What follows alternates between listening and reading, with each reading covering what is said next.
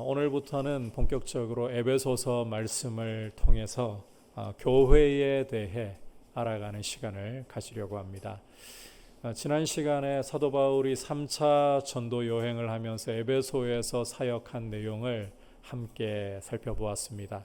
이 에베소서의 배경을 좀 살펴보기 위함이었는데, 사도 바울이 에베소에 사역하면서 두란노 서원이라는 곳에서 하루에 적어도 4시간, 많게는 5시간까지 구슬땀을 흘리면서 매일, 그것도 2년간을 교회를 가르치고 양육한 결과 에베소 교회는 초대 교회들 가운데에서도 어디에 내놓아도 성경 지식이 빠지지 않는, 성경 실력이 결코 떨어지지 않는, 앞서가는 교회로 세워질 수 있었습니다. 그러하기 때문에 이 에베소서는 굉장히 깊이가 있는 책이에요. 교회에 대해서 굉장히 깊게 말씀을 주고 있습니다. 그래서 이 에베소서를 제대로 알지 못하고는 교회를 제대로 아는 것이 아니다 할 정도로, 이 교회론이라고 불러도 무방할 정도로 이 중요한 책입니다. 그래서 우리가 이제 이 에베소서를 통해서 교회의 영광에 대해서, 교회를 향한 하나님의 거룩한 비전에 대해서 살펴보려고 합니다. 오늘 말씀은 이 에베소서라는 편지의 인사 부분입니다. 여기에서 발신자인 사도 바울과 수신자인 에베소 교회에 대해서 우리가 알 수가 있는데, 오늘 이 말씀을 살펴보면서 성도의 삶에서 반드시 있어야만 할, 없어서는 안 될 중요한 2가지를 함께 좀 살펴보는, 질문의 형태를 통해 살펴보는 시간을 가지려고 합니다. 자, 첫 번째는 하나님의 뜻을 따르는 삶인가? 하나님의 뜻을 따르는 삶인가? 이것이 성도에게 없어서는 안 될 필수적인 질문입니다. 자, 1절 전반부를 보시면 하나님의 뜻으로 말미암아 그리스도 예수의 사도된 바울은이라고 에베소서를 시작하고 있습니다. 이 부분에서 편지의 발신자인 사도 바울이 자기를 어떻게 인식하고 또 다른 사람들에게, 수신자들에게 어떻게 알리려고 하는가 잘 드러나 있습니다. 자, 바울은 먼저 자신이 그리스도 예수의 사도, 이 사도라는 사실을 밝히고 있습니다. 이 사도라는 표현은 헬라어로 아포스톨로스라고 하는데, 문자 그대로 번역을 하자면 보내심을 받은 자, 보내심을 받은 자라는 뜻입니다. 하지만 사도는 단순히 보내심을 받은 사람이 아니라, 자, 수식어를 여러분이 주의하셔야 하는데, 그리스도 예수의 사도, 그리스도 예수의 보내심을 받은 사람이라는 거예요. 다시 말해서 예수 그리스도의 부활을 전하기 위해서 그리스도의 대리자로서의 권한을 부여받은 사람, 아주 특별하다고 할 수 있겠죠.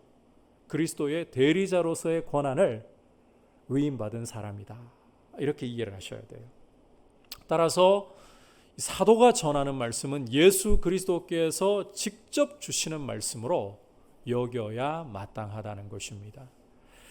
실제 에베소서 2장 20절을 여러분께서 참고해서 보시면 이 교회에 대해 묘사를 하면서 사도들과 선지자들의 터 위에 세워졌다라고 말씀하는 것을 읽을 수가 있습니다. 그러니까 이 사도라는 직분은 교회의 터를 놓는, 교회의 기초를 놓는 그러한 직분이다. 자, 그래서 이제 이어질 이 에베소서의 모든 내용을 여러분께서 읽으실 때 너무 당연할 수 있습니다. 우리 개혁교회에서는 너무 당연하게 여길 수 있는 이야기이지만, 예수 그리스도의 말씀으로, 한 말씀도 빠짐없이 예수 그리스도의 말씀으로, 한 걸음 더 나아가서 성경 66권의 모든 말씀을 하나님의 거룩한 말씀으로, 그리스도의 말씀으로 겸손히 받아들이고 순종할 수 있기를 축복합니다.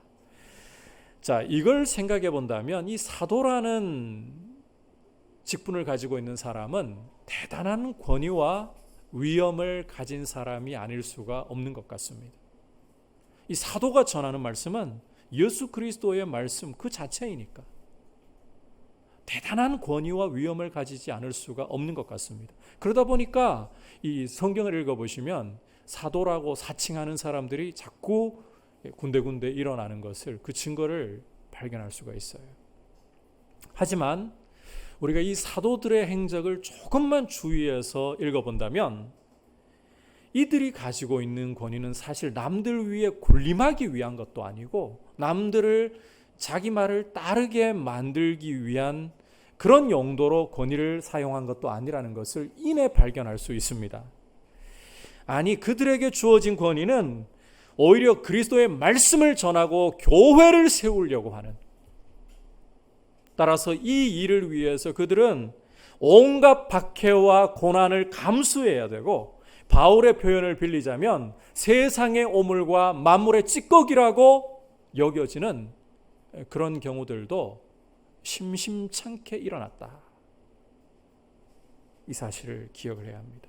멀리 볼 것도 없이 사도 바울이 자신의 사도의 직분을 가장 먼저 말하면서 기록한 이 에베소서부터가, 우리가 살펴볼 이 에베소서부터가 옥중서신 중에 하나, 감옥에 죄수로 갇혀서 기록한 편지 중에 하나라는 사실을 당장 볼 수 있지 않습니까? 무엇보다도 고린도후서 11장을 여러분께서 읽어보시면 바울이 교회의 일꾼, 즉 사도된 표를 제시하는데, 사도의 표가요, 우리의 생각을 깨뜨려 버려요. 뭐라고 제시를 하고 있는가? 수고를 넘치도록 하고 더 많이 옥에 갇히고 매도 수없이 맞고 여러 번 죽을 뻔하였고 40에 감한 매를 5번이나 맞고 3번 태장을 맞고 1번 돌로 맞고 3번 파선하고 일주야를 깊은 바다에서 지내고 여행하면서 강도, 이방인, 시내, 광야, 바다, 거짓 형제라는 위험을 당하고 또 수고하고 애쓰고 여러 번 못 자고 줄이고 목마르고 여러 번 굶고 춥고 헐벗었고 이걸로도 모자라서 날마다 그 속에 짓누르는 근심, 교회를 향한 근심이 있다. 그렇게 설명을 합니다. 그러니까 이 예수 그리스도의 권위로 말씀을 전하고 복음을 전한다고 해서 절대로 사도가 남들 위에 군림하거나 남들이 자기 말을 따르도록 그렇게 만드는 그런 직분 아니라는 것을 우리가 분명하게 인식을 해야 돼요. 예수님도 그렇게 하지 않으셨고요. 결정적으로 예수님이 그렇게 하지 않으셨어요.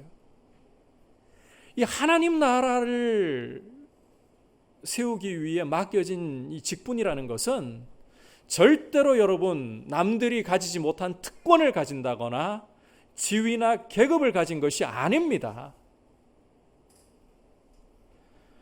오히려 교회를 섬기기 위해, 주님을 섬기기 위해, 말씀을 섬기기 위해, 필요하다면 고난도 받기 위해 주어진 무거운 책임이다. 무거운 책임이다. 그런데 이 직분을 가지고서 특권처럼 여기기 시작하니까, 계급처럼, 지위처럼 여기기 시작하니까 교회에서 문제가 터져나오기 시작하는 거예요. 여러분, 이 사도라는 직분, 제가 이 사도라는 직분을 이야기해서 그렇지 모든 교회의 직분은 섬기기 위한 책임입니다. 그리스도의 말씀을 세우기 위한 책임입니다. 이 사실을 여러분께서 잊지 마시기를 바랍니다. 자, 주목할 것은 이 바울은 이와 같은 사도의 직분이, 한번 따라합시다. 하나님의 뜻으로 말미암아, 하나님의 뜻으로 말미암아 자신에게 주어졌다라고 분명하게 선언을 하고 있다는 것입니다. 여러분, 이 사도의 직분이라는 게 권위로 하나님의 말씀을 전하기 때문에 하고 싶다고 하고, 교회를 위해, 주를 위해, 복음을 위해 고난을 당해야 되기 때문에 하기 싫다고 하지 않고, 그렇게 자기가 임의대로 하고 싶으면 하고 하기 싫으면 말고 이런 자리가, 이런 직분이 아니라는 거예요. 바울은 내가 사도된 것은 하나님의 뜻으로 말미암은 것이다. 하나님의 뜻으로 말미암은 것이다. 다시 말해서 철저히 하나님의 뜻을 따라 자신의 삶의 모든 것을 드린다고 고백을 하고 있는 것입니다.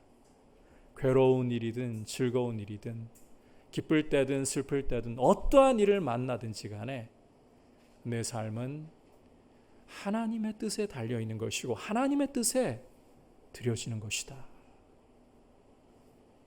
여러분, 이것은 단지 사도 바울만의 고백이 아닙니다. 사도의 신앙을 따라 믿음 생활을 하고 있는 모든 성도의, 교회의 고백이 되어야 하는 줄 믿습니다. 우리는 자신의 뜻이 아니라, 내가 하고 싶은 것이 아니라 오직 하나님이 원하시는 대로 하나님의 뜻을 따라 내 삶의 모든 결정을 드려야 마땅한 것입니다. 이게 사도의 이 신앙의 고백을 따르는 교회의 모습이고 특징이어야 합니다. 오늘 이 말씀 가지고 우리 자신을 좀 돌아보기를 원합니다. 우리 인생의 모든 걸음과 결정들은 무엇을 따라 이루어지고 있습니까? 과연 나는 내 인생의 걸음을 결정할 때 내 눈에 보기에 좋은 대로, 내 마음이 끌리는 대로 결정을 내리고 있지는 않은가? 돈이 되기 때문에, 이익이 되기 때문에 내 인생의 걸음이 거기로 향하지는 않고 있는가? 아무리 내 나름대로의 소신을 가지려고 해도 나는 소신이 참 부족한 사람이어서, 확신이 부족한 사람이어서 남들이 옳다고 이야기하는데 이 팔랑귀가 되어서 거기를 따라가고 있지는 않은가? 여러분, 성도는 내 속에서 무엇을 말하든지,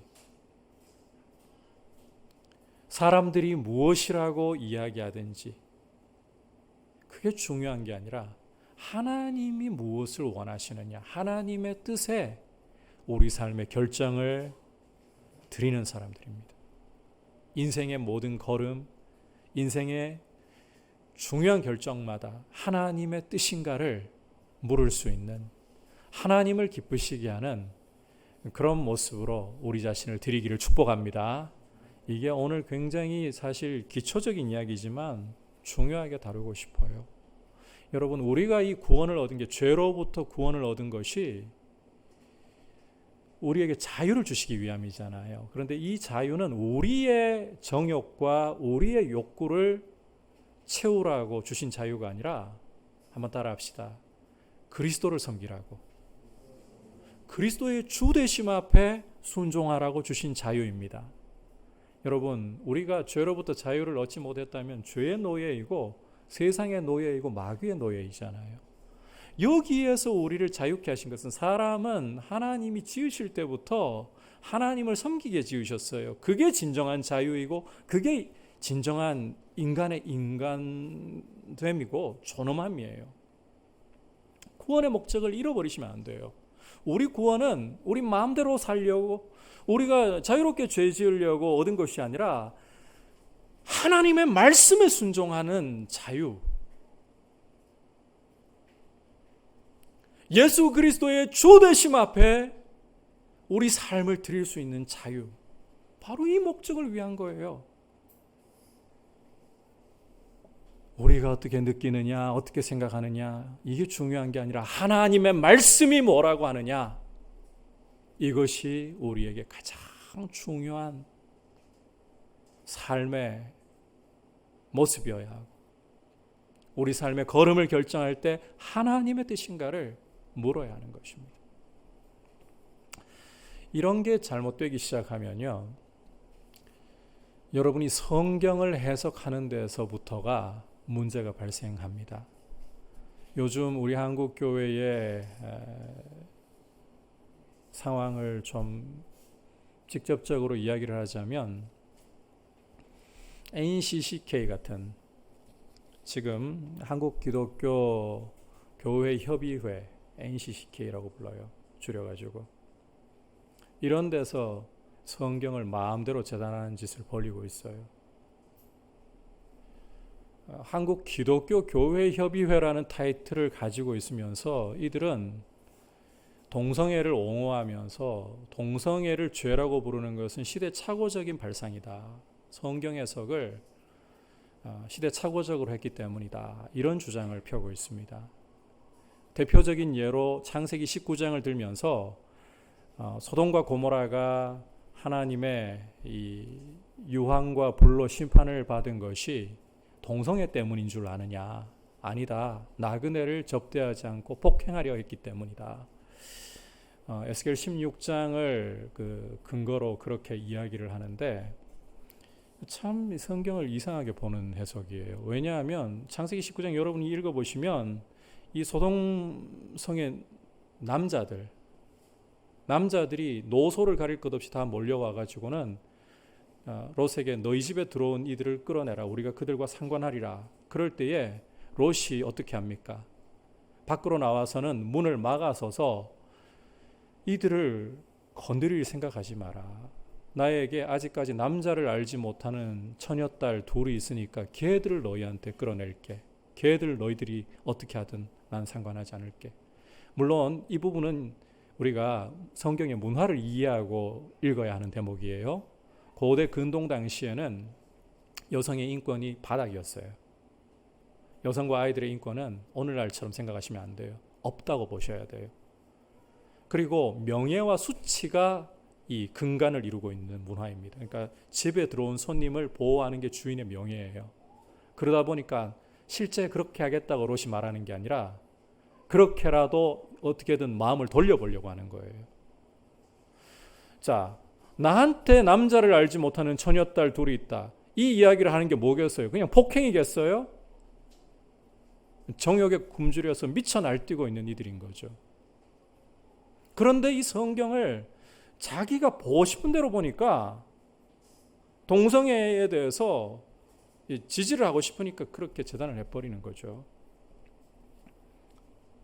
여러분, 사도적인 신앙 위에 서 있는 교회는 사도 바울의 고백처럼 먹든지 마시든지 무엇을 하든지 따라합시다. 다 주님의 영광을 위해,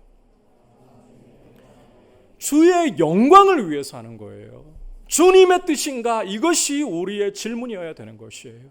예수 그리스도께서 주인이시라는, 여러분, 예수 그리스도께서 우리 삶의 주인이 아니시라면 그것은 온전한 구원이 아니에요. 그냥 예수 믿고 죄로부터 구원받으면 그만이지.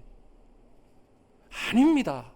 예수님이 우리 삶의 주님이 아니시라면, 주인이 아니시라면 그 온전한 구원이 아니에요. 여러분 꼭 기억하시기를 바랍니다. 하나님이 우리를 그 뜻대로 순종하기를 원하시는 것은 우리의 자유를 억압하거나 우리를 강요해서 억지로 하기 싫은 삶을 살게 이끄시기 위한 것이 아니라 우리의 본질을 찾아주시기 위함이고 우리의 인간됨을 제대로 세워주시기 위함이고 진정한 자유 가운데 하나님을 섬기는 기쁨을 누리게 하시기 위함인 것입니다. 과거에 이재철 목사님이 그 비유를 하나 기가 막히게 드신 게 있어요. 집에 쌀이 다 떨어져 가지고 먹을 게 없는 사람이 있어요. 굶주리고 있어요. 이런 상황을 보고서 이웃집에서 너무 딱하게 여겨가지고 쌀을 좀 나눠주려고 합니다. 쌀을 주는데 뭐 조금 줘가지고는 먹고 사는 게 도움도 안 될 거고 한 50kg짜리 아예 가마니로 주려고 해요. 50kg 가만히 잘 없지만, 자, 그런데 이 쌀을 받는 사람이 이건 너무 무거워서 난 못 받겠어요 이러겠습니까? 줄이고 있어요. 배를 골고 있어요. 그런데 이건 난 무거워가지고 난 이거 싫다 뭐 이렇게 그 호의를 거절하겠습니까? 무거울수록 감사한 거 아닙니까? 무거울수록 고마운 거죠. 하나님이 우리에게 말씀의 길로 행하면서 예수 그리스도의 주 되심에 순종하면서 살라고 하는 게 바로 이런 거예요. 우리에게 하늘에, 당장 다음 시간부터 보겠습니다만, 하늘에 속한 모든 신령한 복을 그리스도 안에서 다 주셨어요. 이 복을 누리는 것이 그리스도의 주 되심 안에서 하나님의 뜻을 따라 순종할 때 오는 거예요. 여러분, 사도와 그 신앙을 계승한 교회는 하나님의 뜻인가? 예수 그리스도의 주 되심을 높이는 걸음이고 결정인가? 이것을 묻습니다. 내 뜻이 아니라 오직 하나님의 뜻을 따르고 예수 그리스도의 주 되심을 높여드리는 인생의 걸음을 한 걸음 한 걸음 내딛기를 축복합니다. 자, 계속해서 성도에게 없어서는 안 될 중요한 요소, 두 번째 질문으로 드립니다. 은혜와 평강으로 자라고 있는가? 은혜와 평강으로 자라고 있는가? 자, 1절 후반부 에베소부터 이제 2절까지 한 목소리로 다 같이 보도록 하겠습니다. 시작. 에베소에 있는 성도들과 그리스도 예수 안에 있는 신실한 자들에게 편지하노니 하나님 우리 아버지와 주 예수 그리스도로부터 은혜와 평강이 너희에게 있을지어다. 자, 방금 읽은 말씀에서는 이제 이 편지의 수신자들에 대해서 보여주고 있습니다. 우리말 번역을 보시면 마치 그 성도 따로, 그 다음에 그리스도 예수 안에 있는 신실한 자들 따로, 이렇게 오해할 수 있는 번역인 것 같아요. 하지만 이 원문의 의미를 잘 살려서 보면 따로따로 두 부류의 사람을 이야기하고 있는 것이 아니라 성도 곧 그리스도 예수를 믿는 사람들, 이렇게 이해를 하는 것이 의미를 잘 살린 것입니다. 여기 신실한이라는 게 그 우리말 번역이 상당히 아쉬운데 믿음을 행사하는 이런 뜻으로 보셔야 돼요. 성도 곧 예수 그리스도를 믿는 사람들, 이렇게 보셔야 한다는 거죠. 우리가 종종 바울이라든지 어거스틴이라든지 프란시스와 같이 이 교회사에 굉장히 큰 족적을 남긴 분들에 대해서 성자라는, 성 어거스틴, 성 프란시스, 성 바울, 이렇게 호칭을 쓰는 경우들을 보곤 합니다. 그런데 성경은 교회사에 뭔가 큰 믿음의 족적을 남긴 이들뿐만 아니라 예수 그리스도를 믿는 사람이라면 누구나 차별하지 않고 거룩하다, 성도라고 부르는 거예요.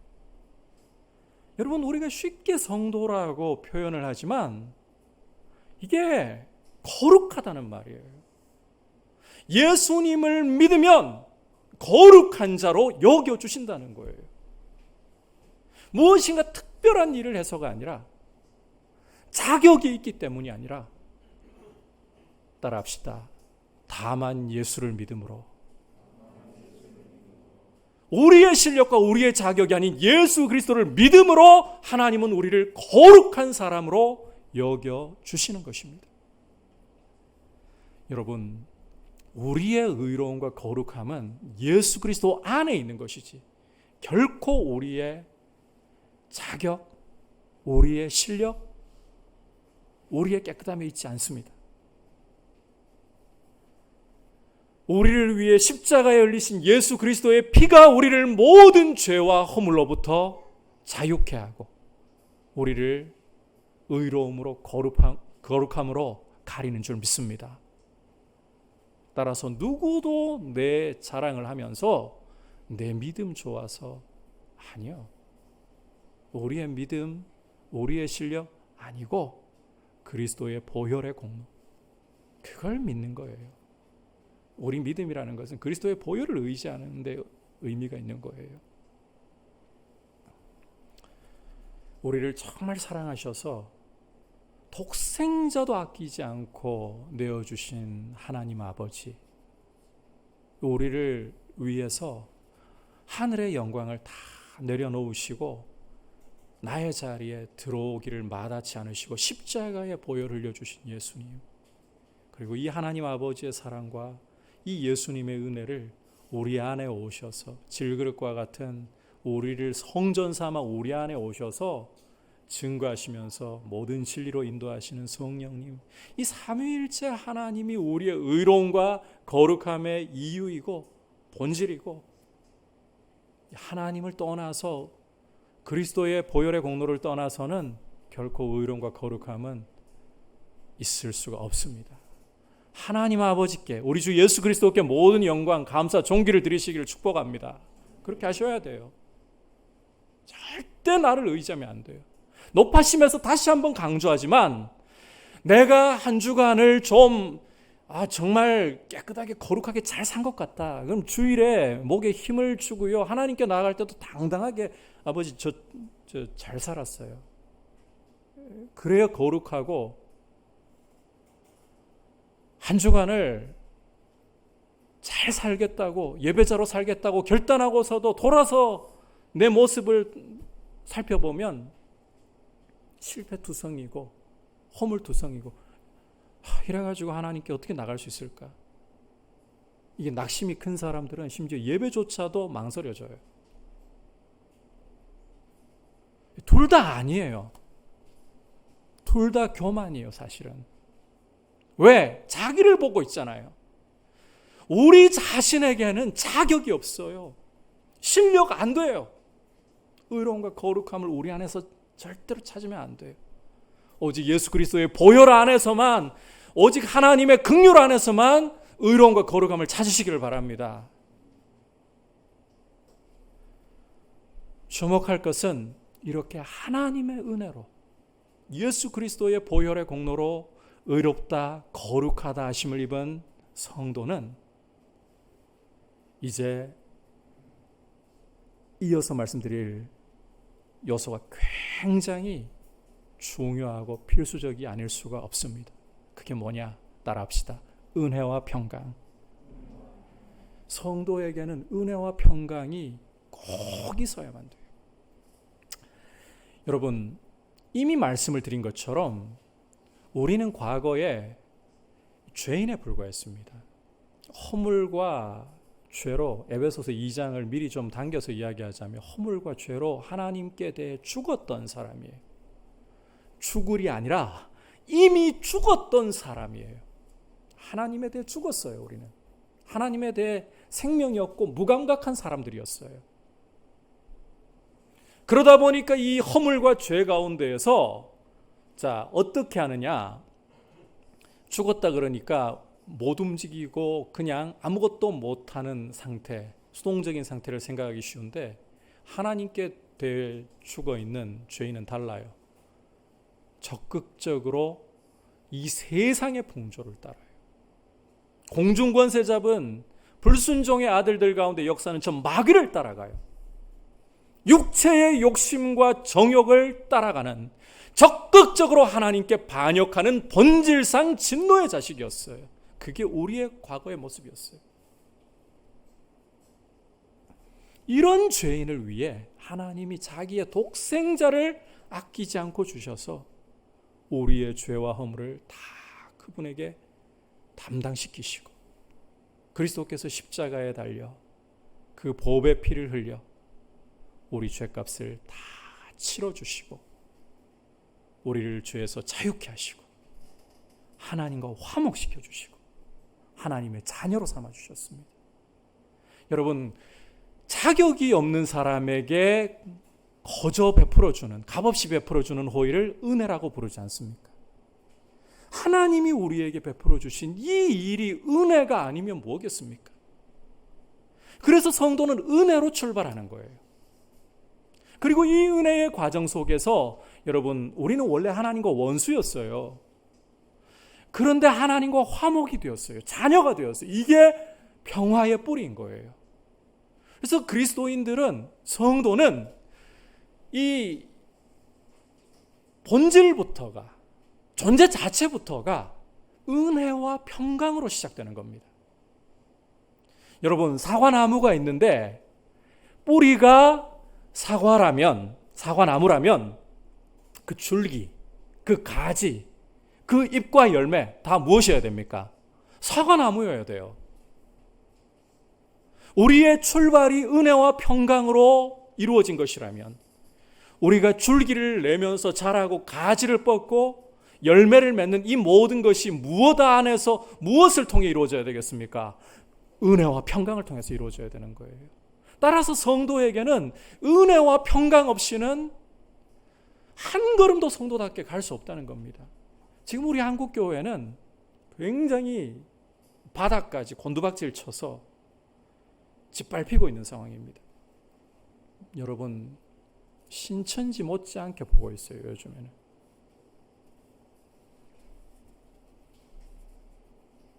이야기를 들어보면 직장에 가가지고 교회 다닌다라고 밝히기가 요즘 참 쉽지 않을 정도라 할 정도로, 물론 크리스찬 직장이라면 좀 다르겠지만 요즘 어려워져 있어요.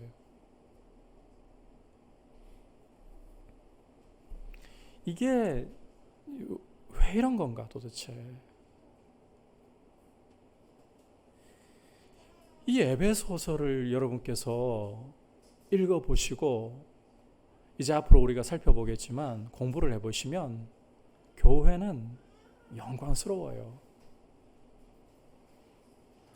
온 우주 만물을 회복하시는 하나님의 구원 계획의 중심에 있는 것이 교회예요. 만물을 충만하게 하실 수 있는 분이 당신의 충만으로까지 여기시는 것이 교회예요. 부족함 없으신 예수 그리스도, 오히려 만물을 충만케 하실 수 있는 분이 교회를 통해 당신의 충만을 이루시겠다고 하시는 그런 존재가 교회라는 거예요. 여러분, 교회 아니고 어디서 구원의 길을 보여줄 수 있습니까? 하나님이 불교를 통해 조계종을 통해서 구원을 전파하시겠습니까? 하나님이 저 하나님의 어머니라고 저기에 달려가가지고 빌어야 된다라고 마리아를 숭배하는 저 천주교를 통해서 구원의 길을 보여주시겠습니까? 교회를 통해서죠. 이 교회의 위상이에요, 원래. 그런데 교회는 지금 곤두박질 쳐서 바닥에 있어요. 다른 이유가 아니에요. 이 은혜와 평강으로 교회가 자라고 있지를 못한 거예요.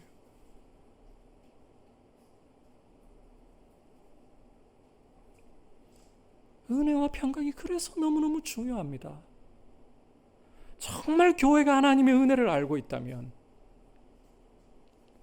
평강을 제대로 알고 있다면, 세상은 충격을 받아요. 도전을 받아요.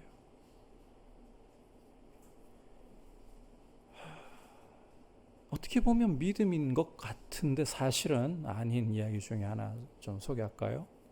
예배 드리면 코로나 바이러스에 감염 안 돼. 이게 믿음인가요? 그런데 이걸 우리 목회자들 중에 의외로 많은 분들이 이야기한다는 거예요.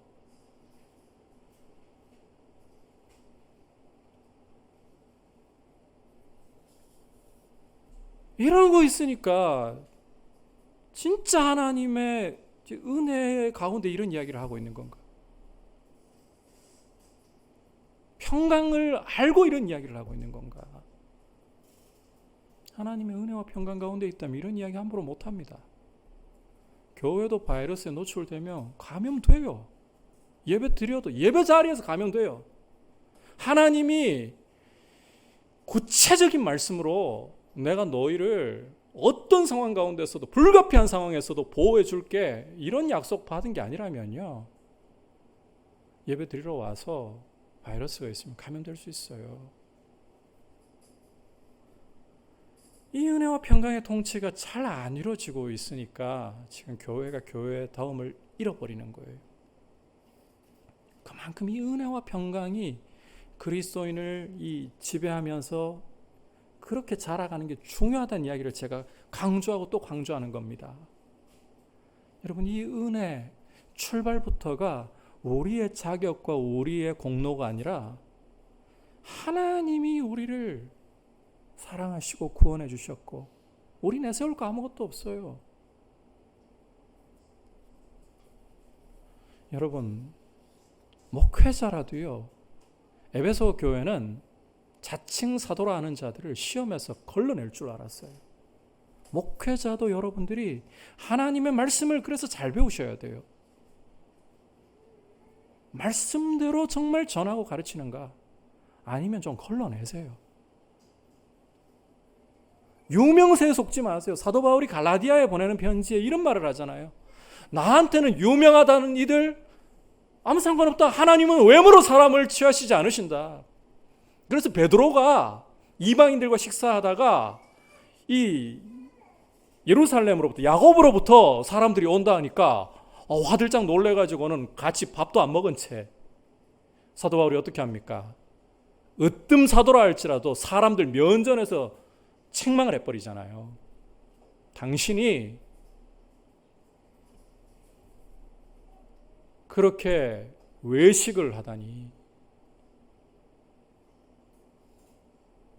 이방인들과 식사하면서 복음의 자유에 대해서 그렇게 보여주는 것 같다가 유대인이라고 그런 식으로 외식을 하다니, 이게 복음의 자유를 이야기하는 거냐고. 으뜸 사도라도 상관하지 않아요. 하나님의 말씀을 가지고 여러분이, 목회자들도 이건 여러분들에게도 주어진 권세예요. 천사를 판단하겠거든. 여러분이 왜 판단 못해요? 제 설교도 여러분이 판단하셔야 돼요. 제대로 설교를 성경대로 하고 있는가를 살피셔야 되는 거예요. 은혜와 평강이 여러분을 통치해야 교회다워요. 우리 한국교회가 정말 교회에 필요한 이 은혜와 평강을 잃어가고 있으니까 교회다움이 사라져가는 거예요. 교회 자체가 영광스럽지 않아서가 아니라 교회가 교회다움을 잃어버리니까 밟히는 거죠. 맛을 잃어버린 소금이 길에 버려져서 밟히듯이. 자, 그렇다면 이 은혜와 평강을 어떻게 우리가 누리면서 성도다움을, 교회다움을 세워갈 수 있느냐? 사도 바울은 이 은혜와 평강이 어디로부터 온다고 말씀하고 있습니까? 하나님 우리 아버지와 우리 주 예수 그리스도로부터. 너무너무 중요한 이야기입니다. 이게 너무 중요하기 때문에 그 신약의 바울 서신이 13개잖아요. 13개 서신 어디에도 안 빠지는 인사가 이거예요. 우리가 성경을 잘못 읽으면 이렇게 읽어요. 이 서신들 읽으면서 했던 인사 또 하고, 여기도 또 하고, 저기도 또 하고, 지루하다. 아니에요. 그만큼 없어서는 안 될 중요하다는 표시예요. 하나님 우리 아버지로부터, 우리 주 예수 그리스도께로부터 이 은혜와 평강이 오는 것이다. 그렇다면 여러분, 이 은혜와 평강의 통치를 누리기 위해서 어떻게 해야 될까요? 우리 하늘 아버지와 우리 주 예수 그리스도와의 사귐이 삶의 중요한 우선순위가 되어야 한다는 겁니다. 여러분, 우리의 삶의 우선순위는 무엇이고 또 무엇을 우선순위로 계속해서 삼아가고 있습니까?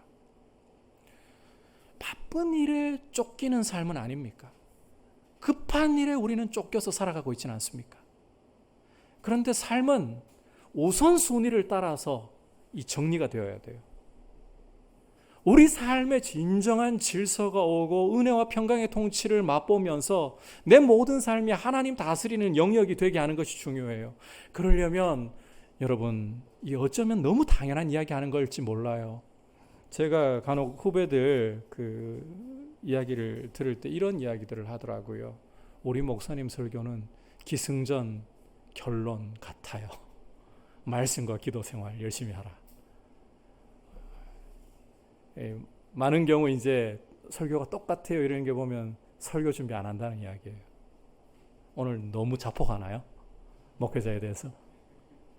사실 그래요. 그런데 한편으로는 결론은 그렇게 갈 수밖에 없어요. 말씀과 기도를 통해 우리가 하나님의 뜻이 무엇인가를 날마다 묻고, 그러니까 앞서 이야기했던 것과 이게 분리될 수가 없는 거예요. 하나님의 뜻과 분리될 수가 없는 거예요. 하나님의 뜻을 날마다 묻고 그 뜻대로 살기 위해 내 힘으로 하나님 뜻을 살아낼 수 있나요? 도우심을 구해야죠. 도우심을. 그렇게 해야 여러분 하나님의 뜻대로 살 수가 있죠. 그 안에 은혜와 평강의 통치가 이루어지는 걸 우리가 맛보게 되는 거예요. 성도는 하나님 우리 아버지와 우리 주 예수 그리스도와의 사귐 없이는 은혜와 평강을 누릴 수가 없어요. 여러분, 오늘 우리 한국교회의 현실을 직면해야 돼요. 이 직면한 현실을 성경이 보여주는 교회와 비교해 보셔야 돼요. 그리고 이게 지금 정상인가? 그리고 우리는 가슴 아파하고 분노해야 돼요. 성경의 교회의 비전을 우리가 가슴에 품고 이러한 교회로 서기를 원합니다. 이러한 성도로 서기를 원합니다. 여러분, 우리 삶의 많은 바쁜 일들 바쁘죠. 급하죠. 그런데 우리에게 어떤 것보다 급한 것은 하나님 아버지와 우리 주 예수 그리스도와의 사귐입니다. 여러분이 사형리를 보시면 영접기도 부분에 이 그림이 있어요. 그거 아마 기억하시는 분들은 기억하실 겁니다. 인생이라는 원이 있거든요. 그 안에 보좌가 있어요. 보좌가. 그리고 수많은 검은 크고 작은 이 점들, 동그라미로 된 점들이 있어요. 인생의 여러 가지 문제들이에요.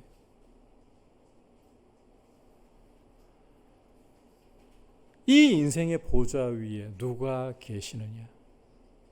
예수 그리스도께서 주인으로 계시느냐? 왕으로 계시느냐? 그렇지 않으면 내가 그 보좌 위에 앉아 있느냐? 저는 이미 예수님을 믿는 경우를 가지고 이 이야기를 드리는 겁니다. 내가 올라 앉아 있을 때는 이 점들이 뒤죽박죽이에요. 예수님이 그 보좌에서 내려와 계시며, 그러나 내가 보좌를 내려놓고 예수님을 그 보좌 위에 모실 때 이 모든 점들이 예수님을 향해 질서를 잡아 있는 모습을 보여줘요. 우리 삶의 진정한 질서와 우리 삶의 모든 계획들이 정말 이 은혜와 평강의 통치를 받고자 한다면 그리스도께서 우리 삶의 중심이 되셔야 되고, 그리스도와의 교제가 삶에 아무리 바빠도 먼저여야 합니다. 여러분, 우리 드라마 보는데 시간 내는 거 어려워하지 않잖아요.